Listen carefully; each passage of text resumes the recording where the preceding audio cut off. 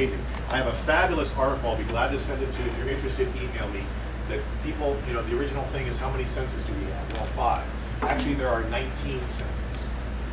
19 senses. I can show you a quick piece in a minute, but if I get past it, there are 19 senses. So cool. It's on a PDF file. I'll be glad to email it to you. It seems like, you know, a lot of what I remember growing up was don't be smart, don't be a smart aleck, don't be a smart ass. You're being too smart. You're being smart now. You know, and that's where you're making a you know, and I just saw that as making a connection with something that was inappropriate or outside the realm of whatever the limit of the conversation was. But I know for a lot of kids that's really hard to do because, you know, not only your attention's drifting, but your connections. You know, you hear something and you know, as you're learning, you're trying to connect this with another memory, aren't you? And I just found, you know, and that's kind of really one of the reasons why I'm so interested in bad kids. Now they say there are no bad kids, but we still treat them like bad kids. You know, like I say, in Georgia, we treat them like, you know, they drop out and then they go to prison.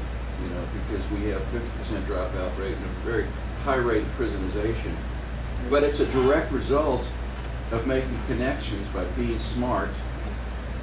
You know, and connections that aren't supposed to be made. You know, and we try to repress that, and it just it seems to make it worse. Yeah. We get more bad kids. Bad. Keith, while you're up, do me a favor. There's a slider bar back there. Would you push that slider bar up for me, please? On the light switch. Light switch. I'm sorry. Go ahead. Is there any research or information that in order to get a large topic truly learned by your students, that you should connect it to some other emotion or some other sense? I mean, I thought I read something once upon a time that if you have a topic that's so mandatory, so foundational, that you should connect it to a sense, or whether it's smell or music or sound or something, so that the retrieval of it is easier for them. I would say that it would probably be to an advantage, most definitely. Whether in fact it's the be all, the end all, I don't know. Okay, this all change over to a different projector to lose all of it. Songs are good. What's that? Well, I know that in songs are elementary, good, yeah. teachers connect it to a lot of food or music or whatever. But when we get to high school or even middle school, we tend to be a stand and deliver more at times. Yeah. And so unfortunately, they don't have this. When you ask children what are their greatest memories or what they learn the most they know, they go back to elementary because it was connected to maybe them making an applesauce. You tied it together for me beautifully, so I went and grabbed this. If you're interested in this, the 19 senses, shoot me an email. I'll be glad to send it to you. More than happy. This is work done out of the Susan Cavallo group. She's the one with thematic instruction. Worked with Susan for a number of years ago. But you know, we tend to think about sight, hearing, touch, taste, smell, those sorts of things. But you have to realize that there are all these other sort of things going on as well. Some of the ones I like your vestibular sense, proximal sense. You know, how close are you to something without ever touching it? You're not touching it. I maybe won't be seeing it. I may not be smelling it, but I know it's there. Yeah. Have you ever had that when someone is near you, or you know you're sleeping and your kid comes right up to you, and all of a sudden your eyes pop open. Right. You know that. Yeah. Right. And so there's that sense, all these different senses. The whole notion of electrostatic. You know, there's an electrical field around us. We don't necessarily touch it, and we don't necessarily smell it, and we can't see it, and we can't hear it, but there's an electrical field around us. Fish can use the electromagnetic field of the earth to navigate. Exactly. Geogravimetric. How many know when there's a full moon? And your kids, right? And so if the full moon is adjusting the tides to think that it's not affecting us in some way. So what does that play in terms of sensation?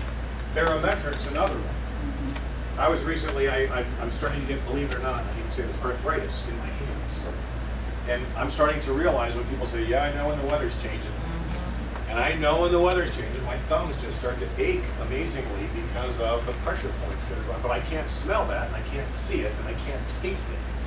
But I can sure, it's a sensation. So the reason that Susan put all this stuff out and took a look at this research is to suggest that whenever you're learning, the more senses that are engaged at the point of learning, the better chance you're going to have of affecting the entire physiological system that makes us all up, including the brain.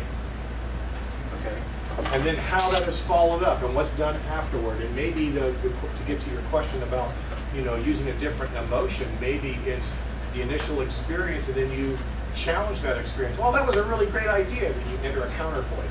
Well, wait a minute. But we just were all high about this, and you just said, but maybe it's not so good. And now you've entered concern. You've entered, but you're shaping the experience all the time. So that's kind of what it would get to. So where does it's hot in this room fit in here? Where do you think?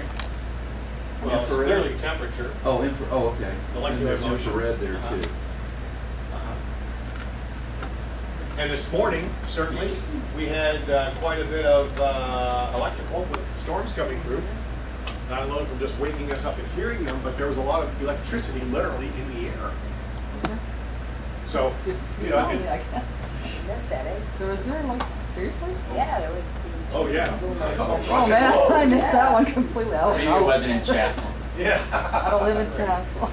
So, and then they go You through and don't? describe it a little bit more for you. So if you want to take a look at electrical, go to a spot where it feels comfortable, you smell sense dryness, the wind blowing through the school changes electrical charges. How does it feel to you? So you start looking at sort of the science of the senses. Well, what about? Okay, so I'm in a situation and I get sinus headache. Oh yes. Or I've got a stomach ache. Where is that? My internal stuff. So that probably has to do with barometric to some degree because it's pressure inside your nasal cavity. So typically, like if it's a low pressure system coming in, that's all a shift. Now, if you've noticed that, but when you have low pressure, you can't get your rings off. You're like even right here. I'm not sure why. The humidity and all of that. It's about how you're getting squeezed by the atmosphere. But what if I People got, on a high pressure day, you tend to get more performance out of people What if on I a got- high pressure day than on a low pressure day. Okay, but what if I got a stomach ache from food poisoning? That's a gastrointestinal. That's called go to a better restaurant. But I mean that's I'm having a. You're just changing your. That's not a sense necessarily. That's an external uncontrollable. That's you disturb your system through an introduction of a foreign or you know what I'm saying. I do, but there's a whole universe of internal sensing, and that's kind of where it seems like most of, I mean that's kind of a lot of where I live my day, especially as I get older. It's like, what am I feeling inside my body? I think about that a lot. I'm sensing How a you lot. feel.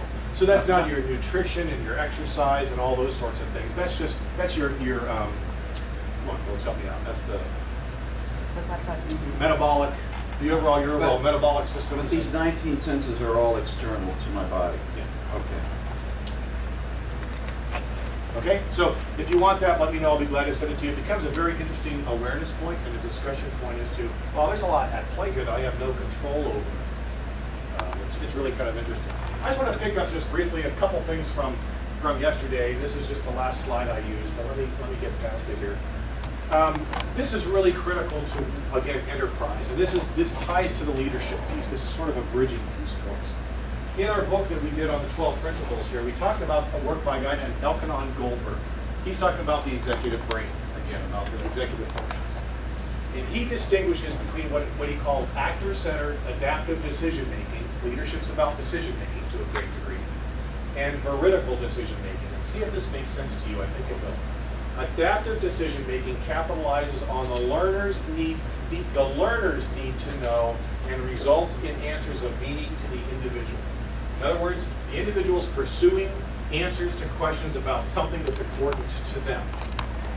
Okay, that's actor-centered.